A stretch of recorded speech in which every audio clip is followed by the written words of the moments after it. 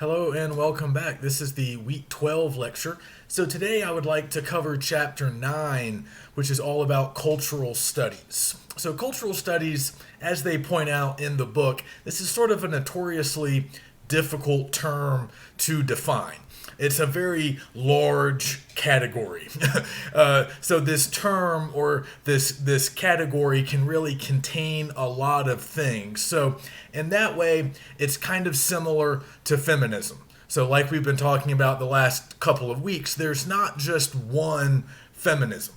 And there's not just one version of cultural studies either. These are big, capacious definitions or groups, categories that contain a lot of different things that are sort of united by a few shared principles. So we'll try to do justice to the approach today, but like they say in the chapter, it's not so much a unified, coherent, critical approach as it is really just sort of a set of practices or tendencies, questions that we can sort of go over today. But basically, cultural studies is a collection of these practices, these techniques, these questions that are all sort of concerned or focused on social and cultural forces that really create communities, or in some cases, they might create divisions and forms of alienation. So as you see in the first few pages of the chapter, the word culture has always been sort of difficult to define. It can mean different things to different people. So we'll kind of explore some of those definitions today. But we generally have at least some idea of what we're talking about when we hear or what others are talking about when we hear words like culture and society. So it's these formations, these organizations, these power structures, because a lot of this has to do with power and power dynamics. These are the things that cultural critics are really interested in. So as they point out, this whole sort of movement really came out of the 1960s, a time of, great change and, political turmoil, a lot of turbulence. So, cultural studies is really influenced by a lot of the critical approaches that we've recently looked at and studied. Marxism, various forms of structuralism and post-structuralism. It's very much influenced by feminism and gender studies. So it really comes out of that same era when we're starting to rethink a lot of our previously held beliefs. Identity definitions and categories are changing and sort of getting bigger and more accommodating for a larger number of people. And we start to sort of scrutinize and sort of interrogate things that maybe we previously took for granted.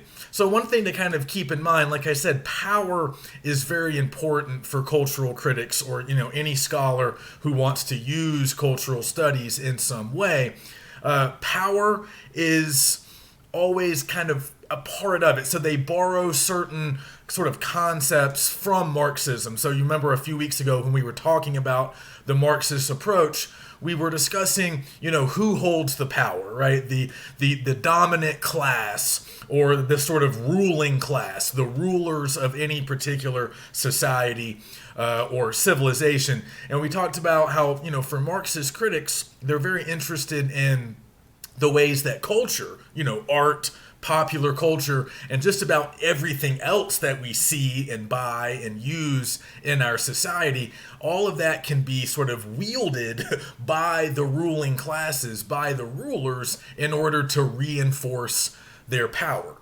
So there's this idea from a French thinker. We don't need to learn too much about him, but he's been mentioned several times in the textbook, Michel Foucault, who's a very important figure for a lot of different schools of criticism. So the Marxists kind of use some of his ideas. Feminists use some of his ideas, definitely.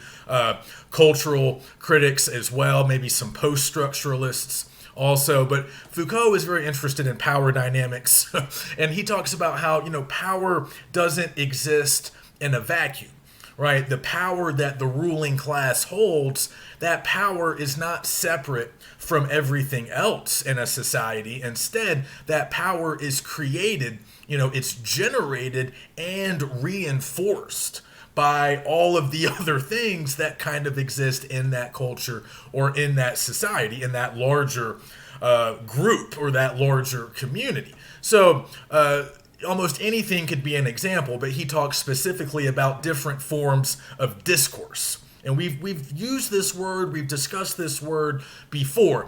A discourse is simply a way of thinking or writing or talking. So as we've said in the past, a lot of discourses will appear as texts. They might actually be written texts, but discourses can also just be like narratives that we tell ourselves or narratives that we learn in school. They don't all necessarily have to be written down exactly to function as discourses, or they might just be things that people often talk about. So discourse can appear in a lot of different forms, but these are just typically narratives. We'll hear the term a little bit later on, the sort of dominant narratives or the master narratives of a society. Those are kind of what we're talking about here. It's not the exact same thing, but that would be a type of discourse, right? Narratives that maybe we read in school, maybe we're taught in other ways through school or through other forms of socialization, right? Our parents, things that we might learn in church or, through organized sports or just like any other sort of social institution, even something like the family. So Foucault is interested in discourses, but he also talks about how power is reinforced by actual practices and actual actions that people take. And he's very interested in punishment and education. He writes about prisons. He was writing back in the 60s, 70s, up through the 80s. So he writes about punishment a lot and education. So he explores prisons and schools and institutions like the church, like the military. And he finds, like a lot of Marxists before him, had already kind of done some similar work, and they decided that a lot of these institutions help to kind of reinforce the power of the ruling classes. But Foucault adds a few other things to that mix. He adds a lot of different discourses, and he claims that even things like sexual mores or kind of like basic aspects of our values and our belief systems. And Foucault is gay, so he writes a lot about the whole standard of sexuality, how heterosexuality comes to be thought of as distinct from homosexuality, but he claims that that's kind of a modern thing, that those terms and those distinctions didn't really exist in ancient cultures, but they've come to exist in more modern cultures, not because they're natural, but because they're a part of power. The ruling classes need to make those distinctions in order to continue to maintain their power. So, discourses reinforce power. School reinforces power. I think we can see how school does that. Certainly K through 12. I think we can imagine how certain institutions like the military or the police or prisons can also help to kind of reinforce power. So this idea is that power has to be generated by other things existing in that society. Actions, discourses, and institutions, things that are controlled by the state, things that are controlled by maybe, federal government or local governments, or in some cases, things that aren't affiliated with the government, school, some school, aren't necessarily, private schools don't necessarily have to be under the umbrella of the government. The church, various churches are not under government control, but they're all sort of united as different forms of social control.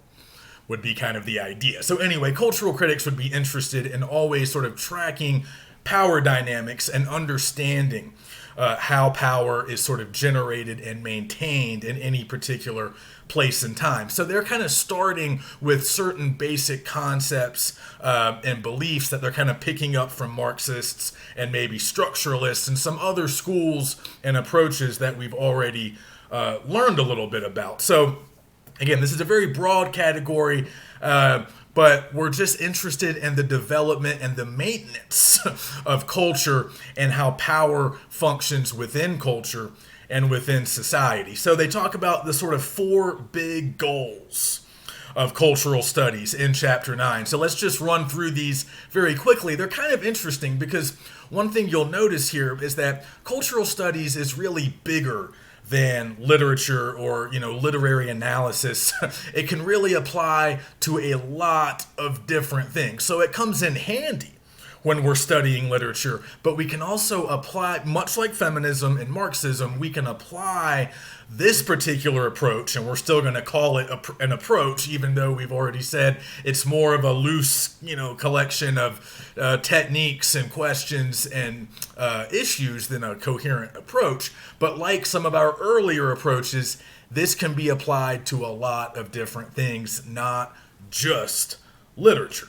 And that's kind of the first big principle, or their first big goal, is they're trying to transcend the boundaries of specific academic disciplines. So they mentioned this, right? Cultural critics would want to sort of go beyond just literary study. They would want to go beyond the discipline of history. They don't want to be confined by any one or two academic disciplines. And really, cultural studies does not have to be about literature or art at all, at least our sort of traditional conception of art. So that's part of the value, is that it's very applicable and it has a very broad use. So now, and we've already kind of been thinking in these terms, because I said at the beginning of the semester that we're going to use the word text in a very sort of expansive, far-reaching way. So I told you guys back in the intro lecture, or maybe it was week 1, that when I say text, a lot of times I do mean literary texts, but we can also think of movies as texts, TV shows, comic books, songs, virtually any cultural production. Visual art. I mean, we thought about some paintings with our textbook. All of that can be considered different kinds of texts. And that's kind of what we're talking about with the first goal. So when we talk about text now, we're not confined to literature. We can talk about body piercings. We can talk about graffiti. We can talk about aspects of popular culture that used to be kept sort of distinct from literature. And we'll come back to that idea because that's changing. But we can examine TV shows, popular music, whatever, stuff that we find on social media. I mean, pretty much anything's fair game. We can analyze virtually any of these cultural productions much the same way that we would analyze a literary text. We can look for a lot of those same elements. We can look for imagery. We can find certain types of figurative language. We can find themes. We can find characters and settings and atmospheres. So a lot of that stuff is still operative even when we leave the relatively narrow confines of literature. So that's the first goal. The second goal is to always be politically engaged. So like we were saying with feminism, this is a very political approach to texts, unlike things like formalism, or even certain historical approaches, which don't necessarily have to attach themselves to politics. Here, we are pretty explicitly political if we're pursuing cultural studies. And as they say in the book, a lot of cultural critics would view themselves as somewhat oppositional.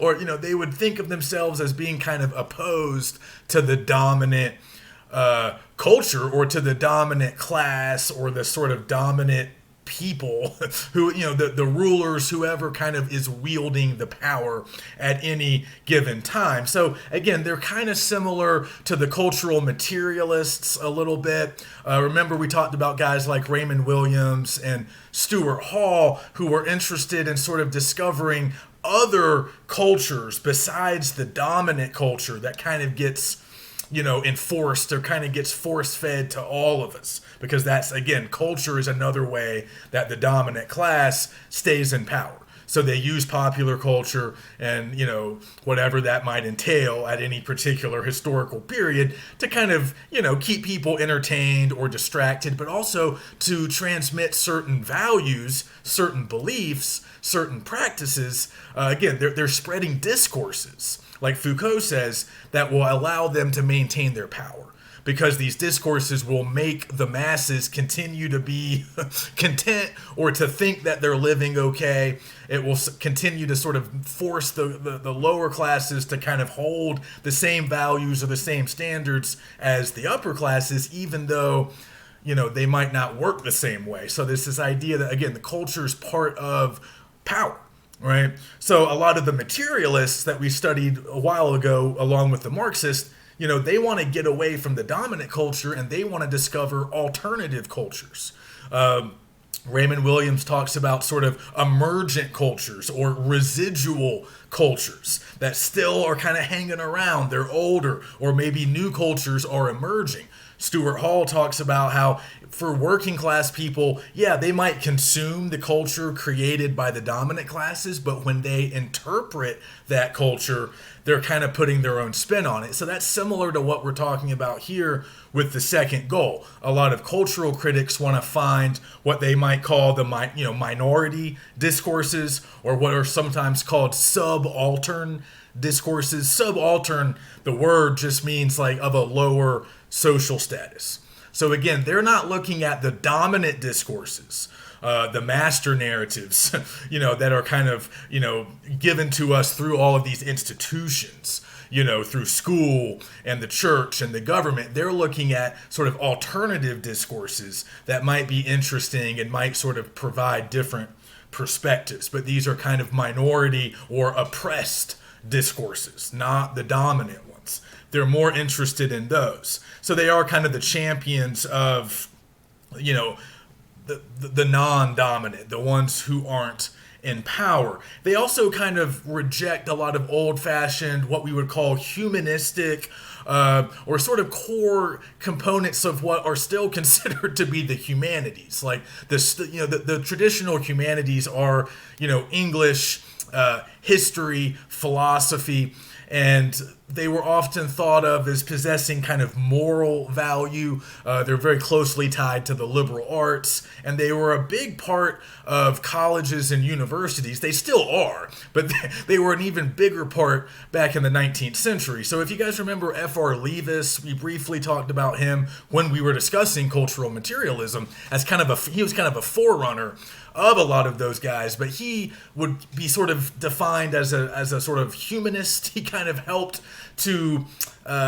kind of create our modern conception of what the liberal arts are, kind of what humanistic values are. So I actually found a little bit of a sidebar, but just to give you a little bit more concrete notion of what I mean by this and how they're rejecting sort of classic notions of the humanities. And this will come back later when we're talking about modernism and postmodernism. So I just want to read you a little bit from the 10 tenets of liberal humanism. So these are like the 10 standards or like key values of classic humanistic study, or humanism as it was defined at kind of the end of the 19th century and the beginning of the 20th century. So I just want to read, I won't go through all 10, but I just want to read a few of these so you can understand how cultural studies and a lot of modern developments really reject several of these values or basic humanistic concepts. So number one, their first and kind of biggest one, is that good literature has a timeless significance. It's universal. It transcends the limitations of its place and time, and it captures universal truth that can be appreciated by all people at all times and all places. Cultural critics would largely reject that. Just like a lot of feminist critics would, a lot of Marxist critics would, they reject that notion that good literature has sort of universal qualities that are timeless, that can be appreciated by everyone. That's not, some people still believe that, and it's fine if you still believe that, but or if you never stopped. But cultural critics would reject that notion. Another classic notion of humanism, here's a good one. Human nature is essentially unchanging.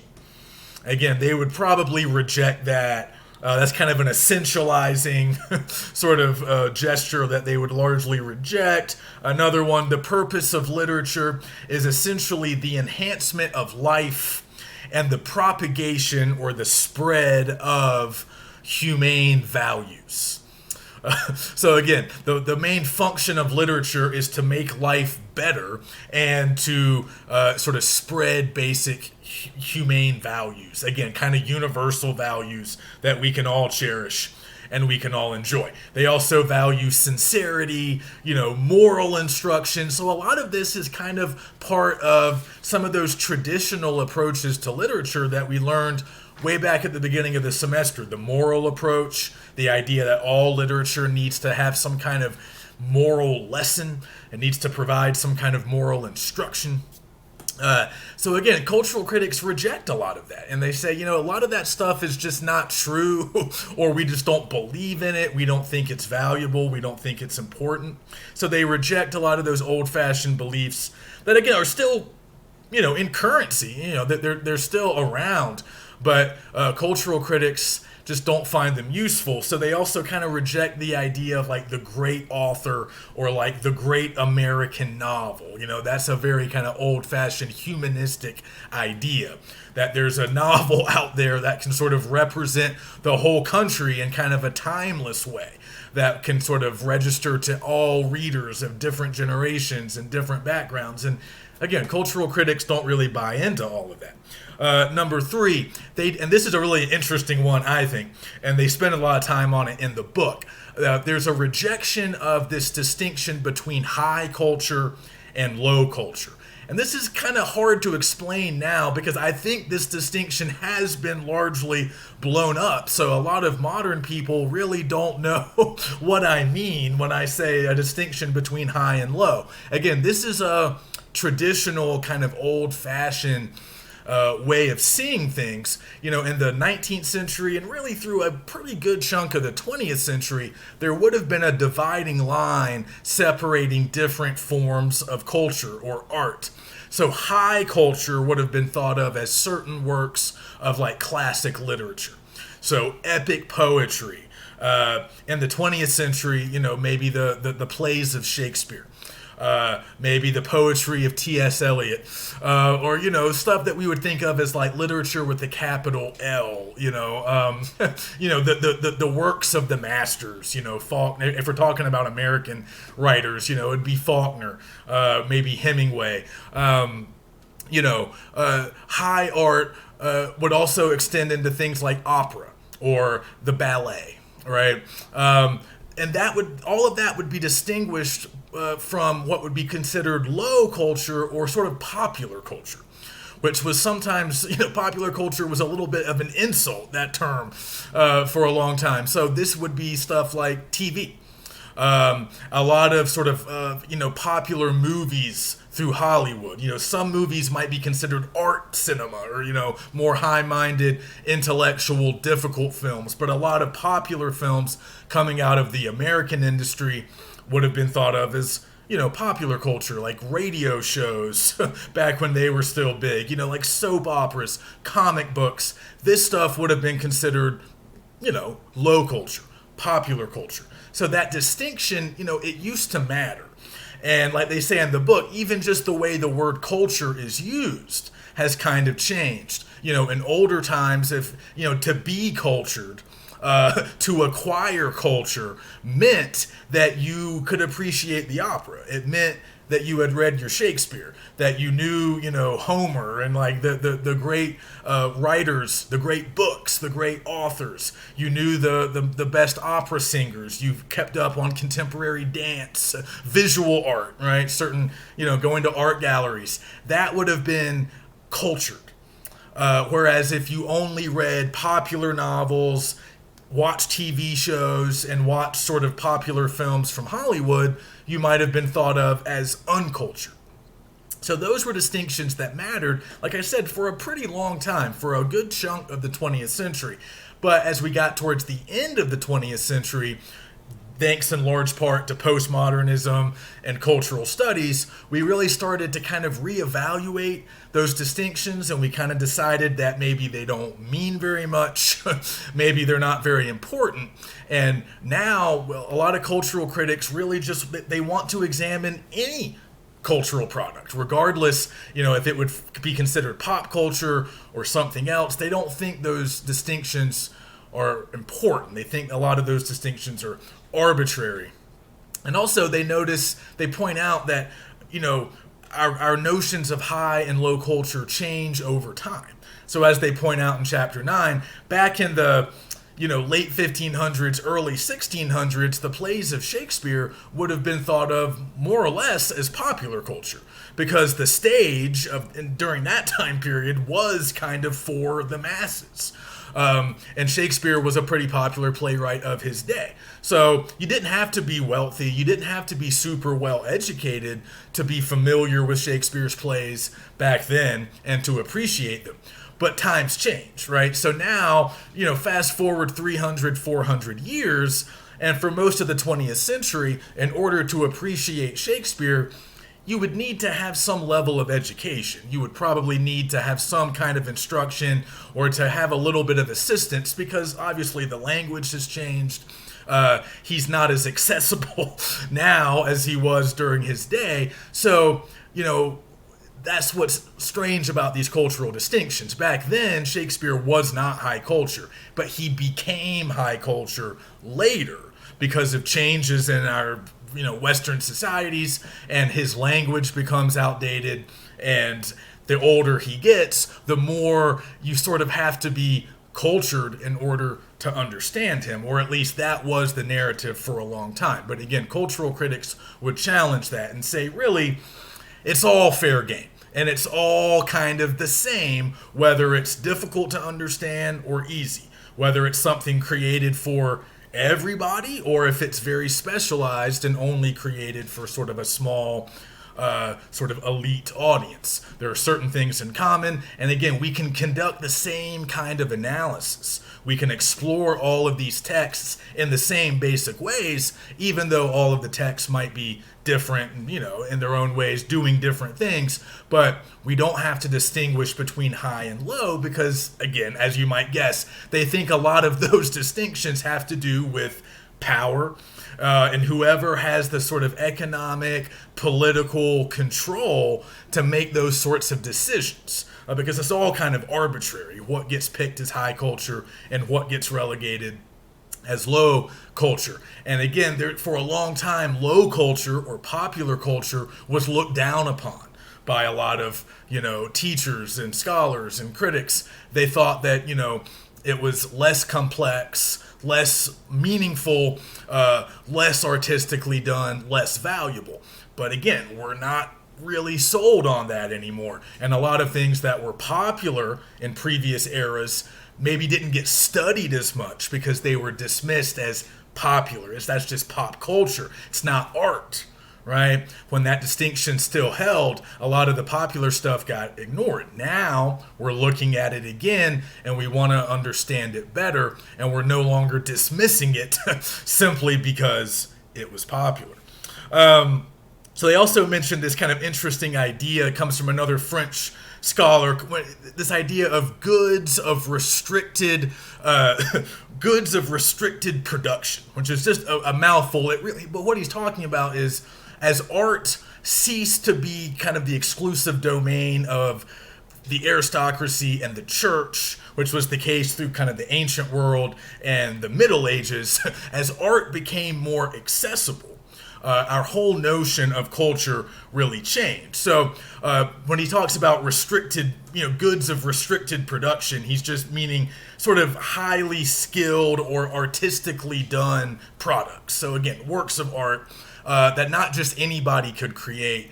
And again, historically, in older times, ancient times, access to art would be restricted. Only certain people could have it, only certain people could see it, and certainly only certain people could produce it. But with the advent of capitalism and things like the printing press, the sort of democratization of art,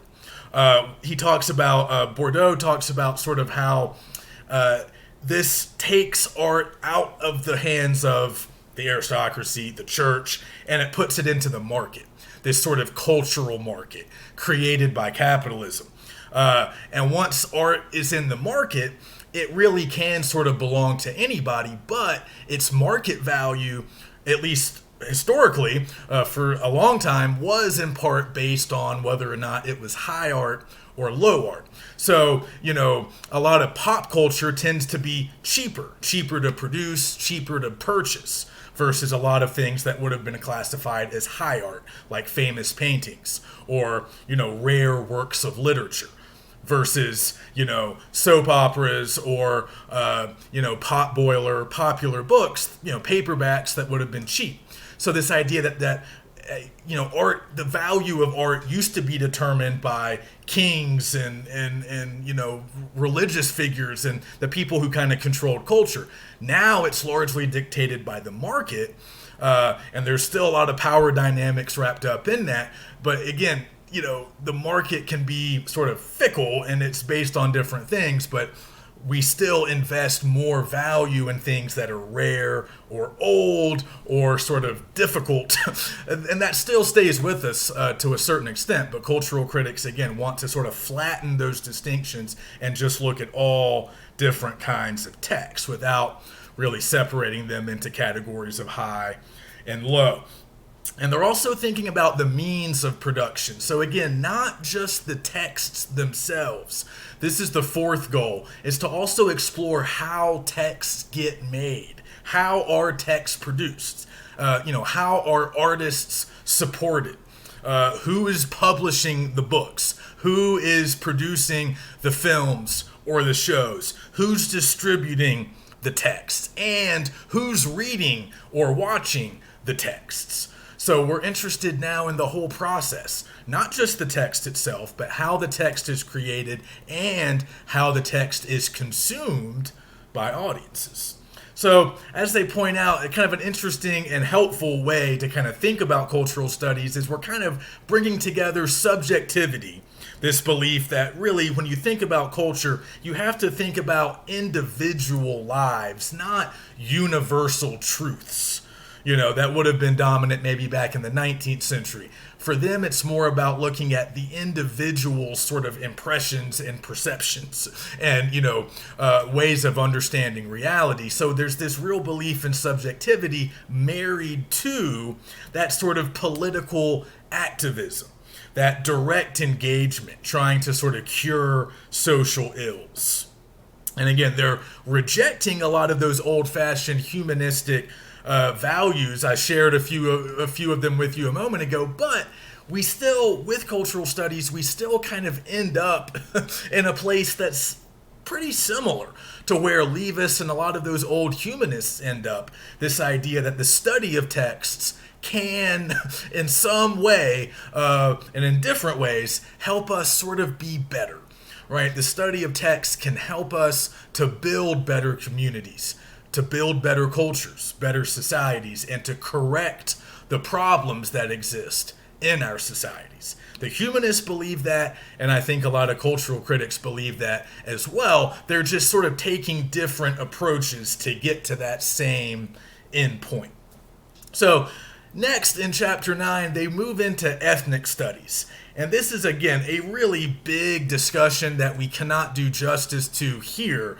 But let me just give you a quick rundown. This is kind of similar to what we did last week with our second lecture on feminism. We talked about how feminism really has to accommodate a lot of different perspectives, because early versions of feminism, the first wave and the second wave, were largely dominated by white, middle class, mostly, though not certainly all, mostly heterosexual, middle class white women. So it was a bit restrictive, it was a bit limited. But the third wave of feminism was really about opening things up to other groups, African Americans, Latinas, non-heterosexual, non-binary, feminism. So there's not just one feminism, there's many. And the third wave tries to accommodate all of them. So that's kind of what we're dealing with ethnic studies.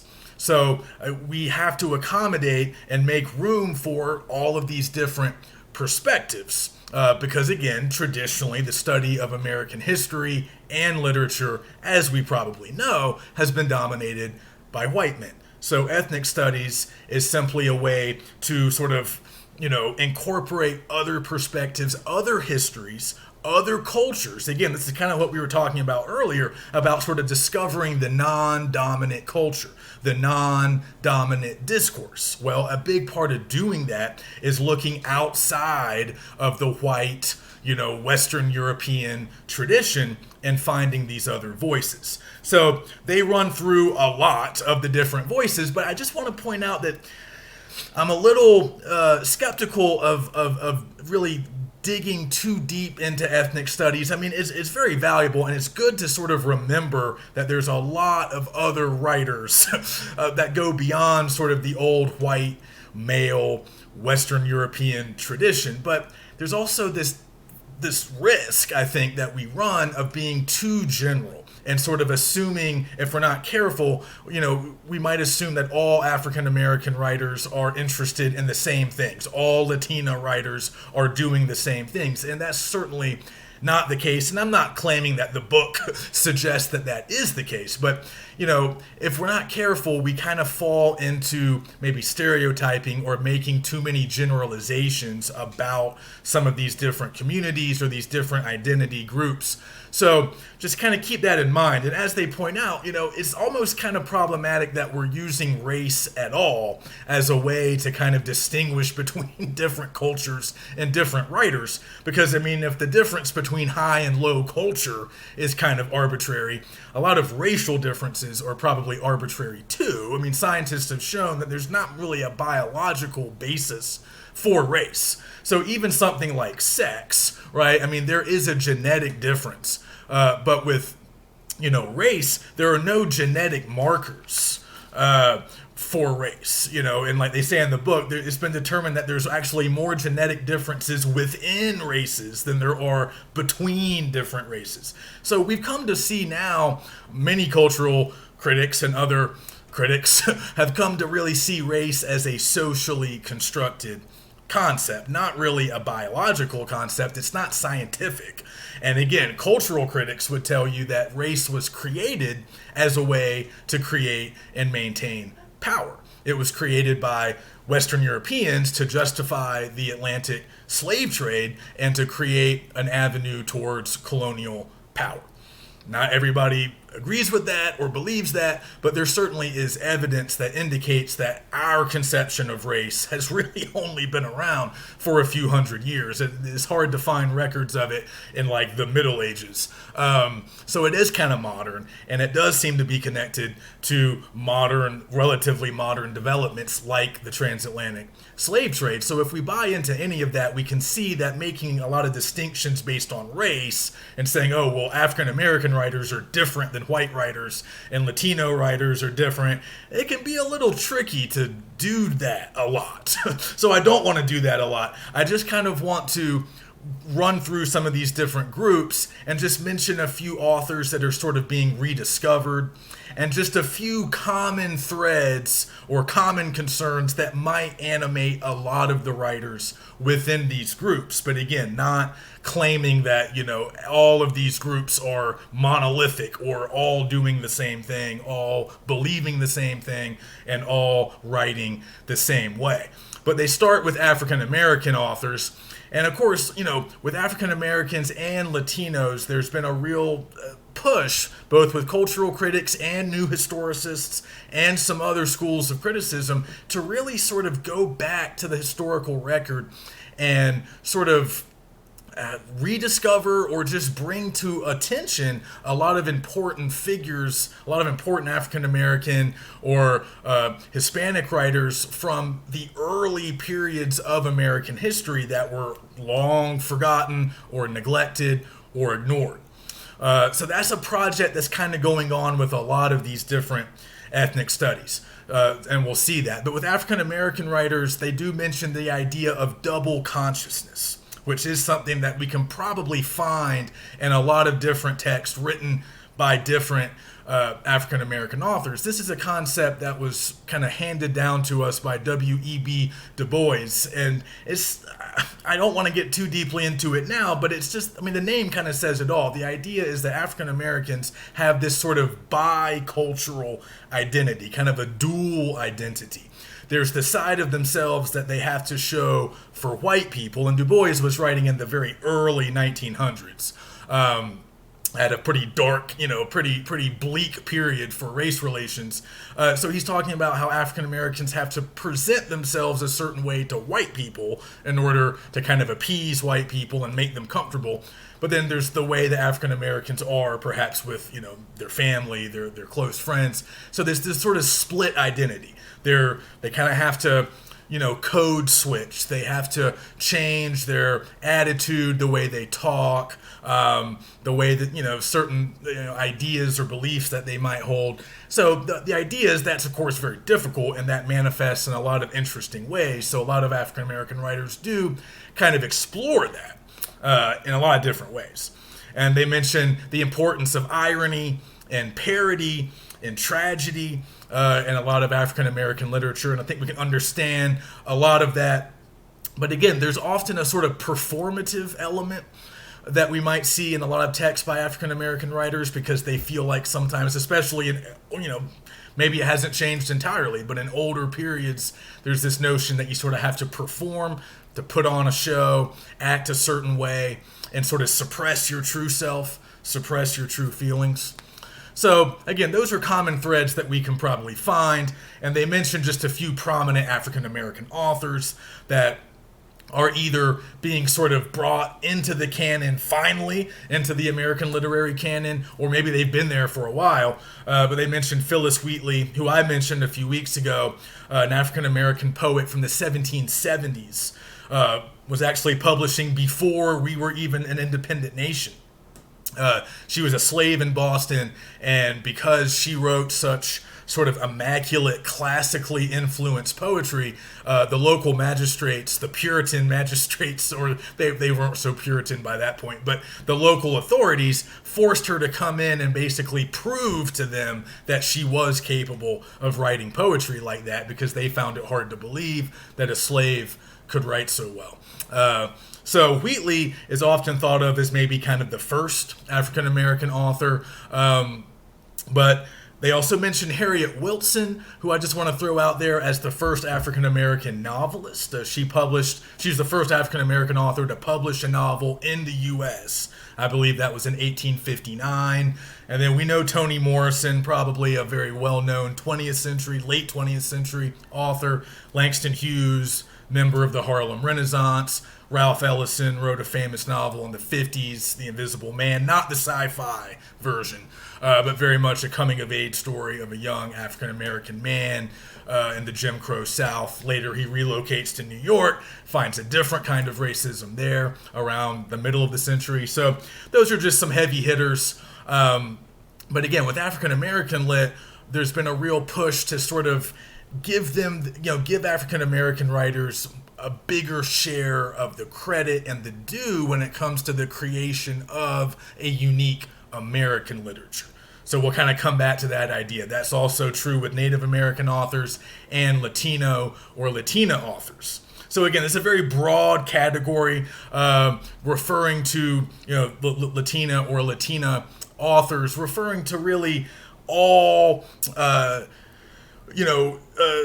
residents of Spanish-speaking America, or the descendants of Spanish-speaking Americans. So again, as we're kind of rewriting American literary history, we're realizing that there's always been a sort of Spanish-speaking presence in American literature. Increasingly, American literature is becoming hemispheric, not just focused on North America, but also now incorporating Central, South America, and the Caribbean.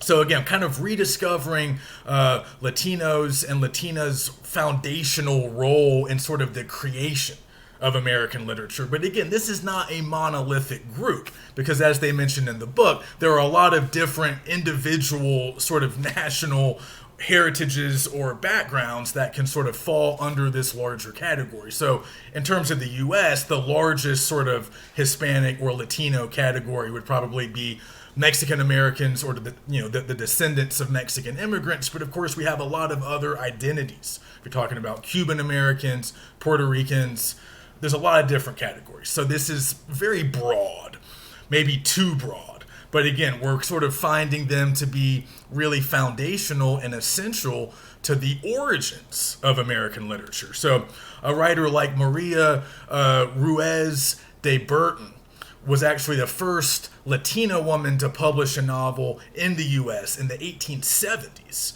She was an interesting figure. She was Mexican by birth. She married an American military officer and lived a good bit of her life in New England, but maintained a lot of aspects of her Mexican identity, and she wrote throughout the late 19th century. And then in the 20th century, you have some pretty big authors. Sandra Cisneros, she wrote The House on Mango Street. It was a very famous book back in the 70s. Gloria Anzaldúa is a very important figure from kind of the end of the 20th century. She wrote a book called Borderlands or La Frontera, which is really all about really more Chicana identity, referring more to Hispanic people born in the U.S., often speaking English as their first language. They are often, bilingual. And Anzaldúa really explores the phenomenon of the border and what it means for a lot of Latinos or Latinas who live near the U.S.-Mexico border, as she did. She was from Texas. Sort of exploring that experience and the effect it has on culture and how it sort of creates a unique hybrid culture that's sort of Mexican, it's sort of the U.S., but it's neither. It's sort of this in-between ground. And so that's sort of a subaltern culture. That's kind of a minority culture, an oppressed or largely ignored culture. That cultural critics would say, yeah, let's dig into that, let's learn more about that, and let's elevate the status of that kind of borderland identity that Anzaldúa writes about. It's also kind of a mestizo or a mestiza identity. She's very focused on women. So for her, she's a Chicana, she's a mestiza, and she's interested in how identity functions in these particular areas, in these border regions.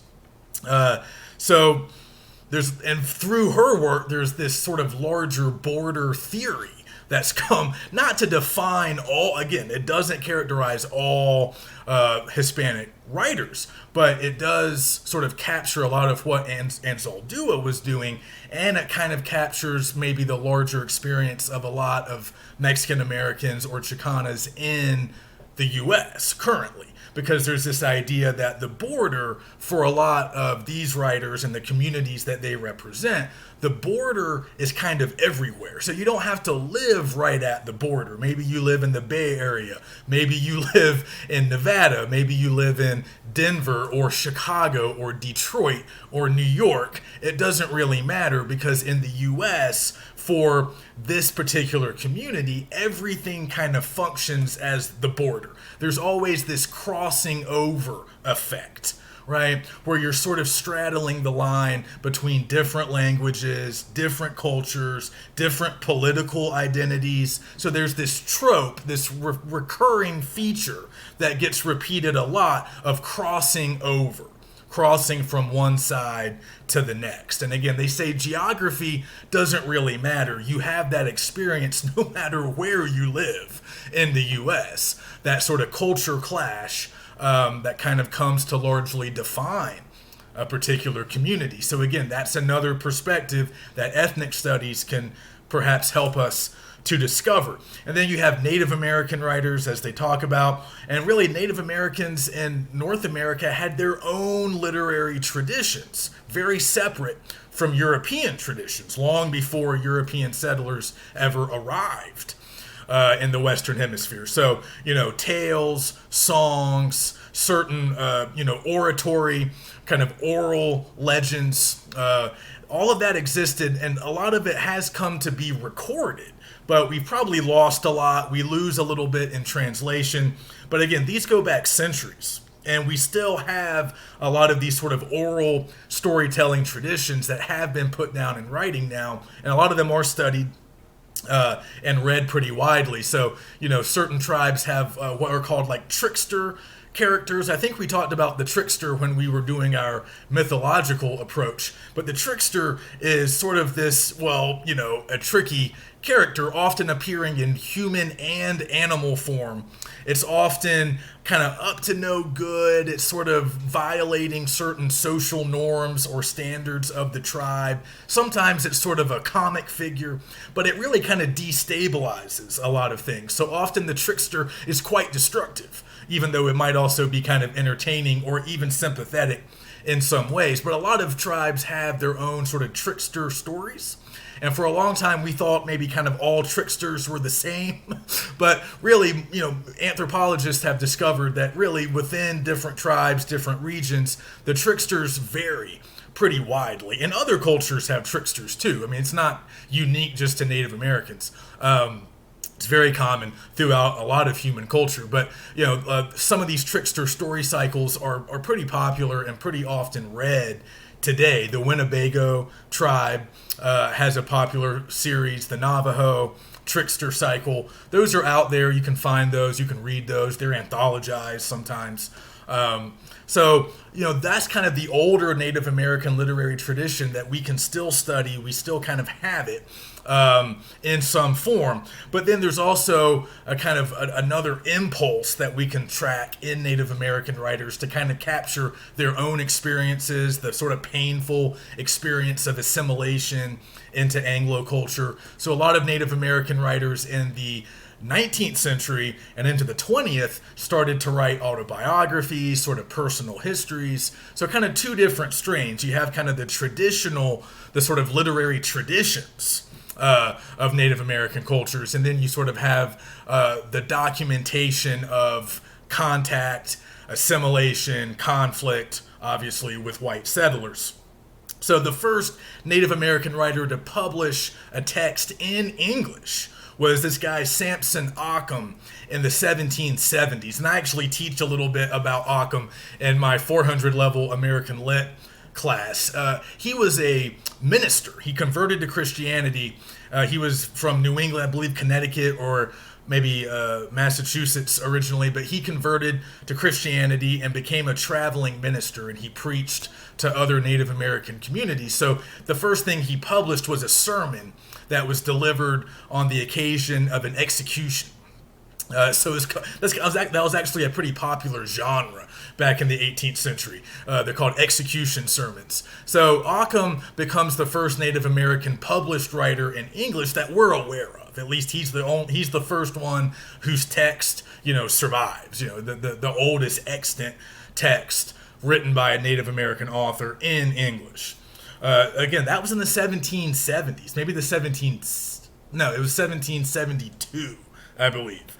So again, we're kind of going back and realizing that, that was a popular genre, and Occam is very much involved in that genre, writing in the colonial period of American literary history. Other important Native American writers from a little later include John Rollin-Ridge. His birth name was Yellowbird. He was a member of the Cherokee tribe, later relocated to California. His claim to fame is he wrote a book in the 1850s about this. Well, he was based on a real person, but probably fictional. This, Mexican bandit named Joaquin Murrieta, who was in California during the gold rush. Anyway, that book served as the influence for the character of Zorro, who you might be familiar with. He was played by Antonio Banderas in a pretty bad Hollywood movie from a while back. But the Zorro character basically comes from Joaquin Murrieta, and Murrieta was written by John Rollin-Ridge, a member of the Cherokee Nation. Just a few other names. Sarah Winnemucca. If you're from Nevada, you should know who Sarah Winnemucca is. I don't have her book here. It's in the office. But Sarah Winnemucca is the namesake of the town of Winnemucca in Nevada. She was a member of the Paiute tribe. She was a traveling performer, an educator, and she wrote an autobiography in the 1870s about her life. And later the town of Winnemucca was named after her. So again, the autobiography was a common genre for some Native American writers to pursue, but we also have this older tradition that's kept alive, the old folk tales, certain oral traditions, religious traditions that have been written down. There was a cool book that came out originally in the 30s, but then it was republished in the 60s called Black Elk Speaks. And it's about this Sioux holy man who was present for Wounded Knee and a bunch of other momentous historical events in the late 19th century. But the book is written by a white scholar who sort of transcribes Black Elk stories, so it's a little tricky. What does he miss? How good is the translation? But again, the 20th century, especially the second half of the 20th century, was really a rich time for rediscovering a lot of important Native American authors. And just like Latinas, just like African Americans, we see that these writers have been around since the colonial period and even before. Their traditions are just as old, if not older, than any Western European literary traditions that came over to America along with the white settlers.